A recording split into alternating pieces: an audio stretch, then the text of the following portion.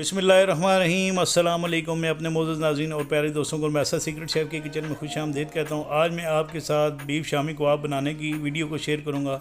इन शामी कबाब को नरम कैसे बनाया जाता है, ये तमाम बातें मैं आपके साथ इस वीडियो में शेयर करूँगा। अगर आप मेरे चैनल पर नए हैं तो प्लीज़ मेरे चैनल को सब्सक्राइब, वीडियो को लाइक और शेयर ज़रूर कीजिएगा। तो चलें स्टार्ट करते हैं इस रेसिपी को। बिस्मिल्लाहिर्रहमान। आपने प्रेशर कुकर लेना है एक, इसमें आपने आधा किलो के बराबर ये दाल चना जिसको मैंने अच्छे तरीके से वॉश कर लिया है, ये आपने इस कुकर में डाल देनी है। इसके बाद आपने इसके अंदर ये बोनलेस किया हुआ बीफ ये डालना है आधा किलो के बराबर।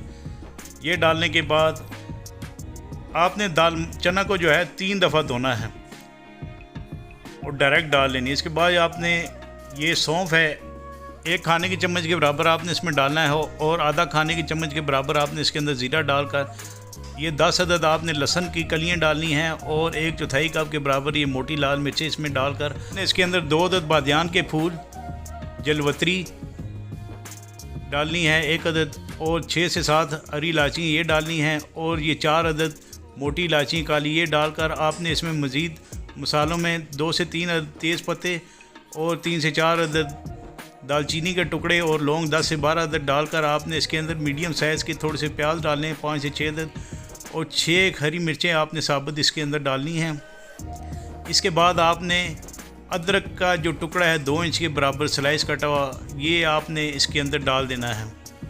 ये डालने के बाद आपने इसके अंदर मसालों में सूखा धनिया ये 2 खाने की चम्मच के बराबर डालना है, नमक 1 खाने के चम्मच के बराबर डालना है और इसके बाद आपने इसके अंदर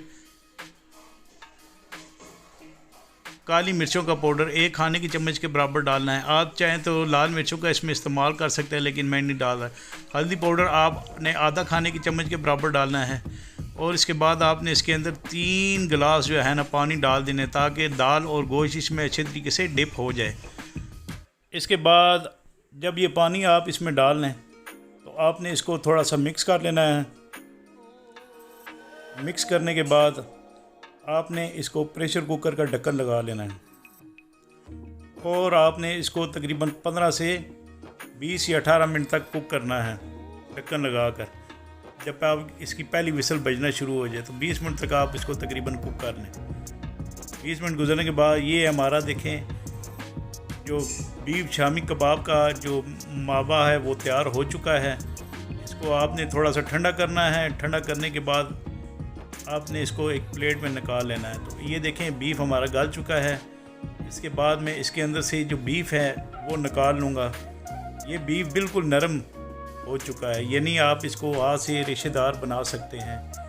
इस तरह आपने बीफ को अलग निकाल कर ठंडा कर लेना है। ये देखें बीफ बिल्कुल हमारा गल चुका है। इस तरह आपने इसके हाथ से छोटे छोटे पीस बना लेने हैं।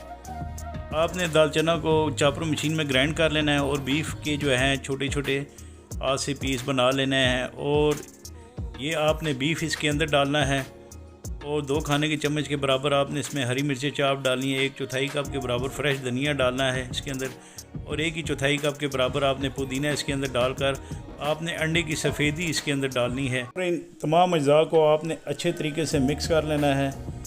जब ये अच्छे तरीके से आप मिक्स कर लें तो आपने इसको इस मैरिनेशन को यानी इस मावे को आपने चिलर के अंदर रख लेना है ताकि ये ठंडा हो जाए। आप इसके अंदर 1 खाने के चम्मच के बराबर शामी कबाब का मसाला भी डाल सकते हैं या सीख कबाब का मसाला भी आप इसके अंदर डाल सकते हैं। मसाला डालने में कोई इशू नहीं है। इसके बाद आपने इसको इस तरह बॉल बनाकर तकरीबन 5 से 6 अदद आपने इसके छोटे छोटे बॉल बना लेने हैं और जब ये बॉल बन जाएँ तो आपने इनको जो है वो रोंडल बना लेना है। ये आपने इस तरह तमाम बॉल बना लेने हैं और इसके बाद आपने इसको रोंडल बना लेना है। जिस तरह ये मैं आपको दिखा रहा हूँ, हाथ से आपने इस तरह इसको गोल करके इस तरह जो है आपने इसको बनाना है। तो तमाम शामी कबाब आपने इसी तरह बना लेने हैं। इसके बाद मैं इनको फ्राई करने के लिए एक फ्राई पैन ले लूँगा और 1 अदद अंडा मैंने तोड़ कर और फेंट कर रखा हुआ था। ये इस अंडे में आपने एक शामी कबाब डालना है और आपने इस तरह ये गरम फ्राई पैन के अंदर 2 खाने की चम्मच के बराबर ऑयल डालकर एक शामी कबाब को आपने डालकर शामी कबाब को आपने फ्राई करना है। जब इसको थोड़ा सा कलर आ जाए तो थोड़ा सा आपने इसको 2 मिनट बाद टर्न कर लेना है। आपने जो है चूल्हे की फ्लेम को थोड़ा सा मीडियम हाई हीट पर रखना है। आपने फुल फ्लेम पर नहीं रखना ताकि ये जले ना। तो इस तरह ये तमाम शामी कबाब आपने बीफ वाले जो रेशेदार हैं बना लेने हैं। तमाम शामी कबाब आपने इस तरह बनाने हैं और इनको आपने दो से 3 मिनट तक के बाद टर्न कर लेना है। जब आप देखें कि शामी कबाब में अच्छे तरीके से कलर आ चुका है तो आपने एक एक करके ये शामी कबाब जो हैं एक प्लेट में निकाल लेने हैं। तो ये शामी कबाब तैयार हो चुके हैं। तो इसके बाद में इनको शामी कबाब को प्लेट में डालकर, ये देखें माशाल्लाह अच्छा कलर आया इसका। तो इस तरह आपने इनको प्लेट में निकाल लेना है। बाद में आपके घर में जब भी मेहमान आएँ तो मेरी इस रेसिपी को एक दफ़ा ज़रूर ट्राई कीजिएगा और इंशाल्लाह आप की तारीफ़ें इसके बनाने से बहुत ज़्यादा होंगी। ये एक एक करके मैं अब निकालूंगा, इसके बाद इसकी प्रेजेंटेशन करूंगा। आप इसको हरी चटनी के साथ भी सर्व कर सकते हैं, आप इसको मेयोनीज़ के साथ सर्व कर सकते हैं, टमाटो केचप के साथ सर्व कर सकते हैं। और इंशाल्लाह मुझे उम्मीद है कि आपको मेरी ये बनाई रेसिपी ज़रूर पसंद आएगी। प्लीज़ इसके बारे में मुझे कमेंट्स बॉक्स पर कमेंट्स ज़रूर लिखिएगा। तो इसके साथ ही मैं अपने मोअज़्ज़ज़ नाज़रीन और प्यारे दोस्तों से इजाज़त चाहता हूँ। अल्लाह ताला आप सबका आमीन नासिर, जज़ाकुमुल्लाह खैर।